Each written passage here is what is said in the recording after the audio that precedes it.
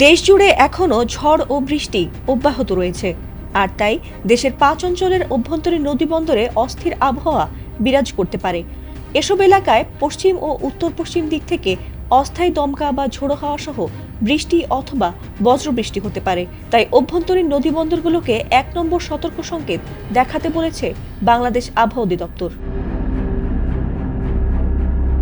বুধবার বাংলাদেশ আবহাওয়া অধিদপ্তরের ঝড় সতর্কীকরণ কেন্দ্র থেকে প্রকাশিত দেশের অভ্যন্তরীণ নদীবন্দরের জন্য প্রকাশিত পূর্বাভাসে এসব তথ্য জানানো হয়েছে। ঝড় সতর্কীকরণ কেন্দ্র জানিয়েছে, দুপুর ১টার মধ্যে রংপুর, দিনাজপুর, টাঙ্গাইল, ময়মনসিংহ ও সিলেট অঞ্চলের ওপর দিয়ে পশ্চিম বা উত্তর পশ্চিম দিক থেকে ঘন্টায় ৪৫ থেকে ৬০ কিলোমিটার বেগে অস্থায়ীভাবে দমকা ও ঝোড়ো হাওয়া সহ বৃষ্টি অথবা বজ্রসহ বৃষ্টি হতে পারে। এ কারণে সংশ্লিষ্ট এলাকার নদীবন্দরগুলোকে ১ নম্বর সতর্ক সংকেত দেখাতে বলা হয়েছে।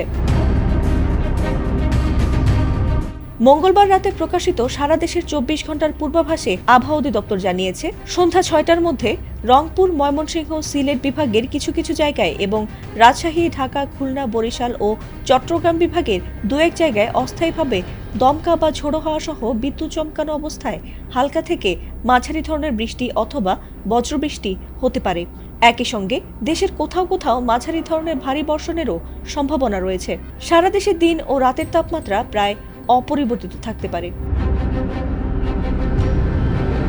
এদিকে ঢাকা ও পার্শ্ববর্তী এলাকার আকাশ আজ আংশিক মেঘলা থাকলেও দুপুর পর্যন্ত বৃষ্টির কোনো সম্ভাবনা নেই। একই সঙ্গে শুষ্ক আবহাওয়া ও তাপমাত্রা বাড়তি থাকার সম্ভাবনা রয়েছে। পূর্বাভাসে বলা হয়েছে, দুপুর পর্যন্ত আকাশ আংশিক মেঘলা থাকতে পারে, তবে এ সময়ে বৃষ্টির কোনো সম্ভাবনা নেই, বরং আবহাওয়া মূলত শুষ্ক থাকবে।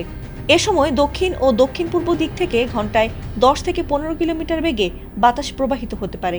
এছাড়াও দিনের তাপমাত্রা অপরিবর্তিত থাকার সম্ভাবনা রয়েছে বলেও জানিয়েছে আবহাওয়া অধিদপ্তর।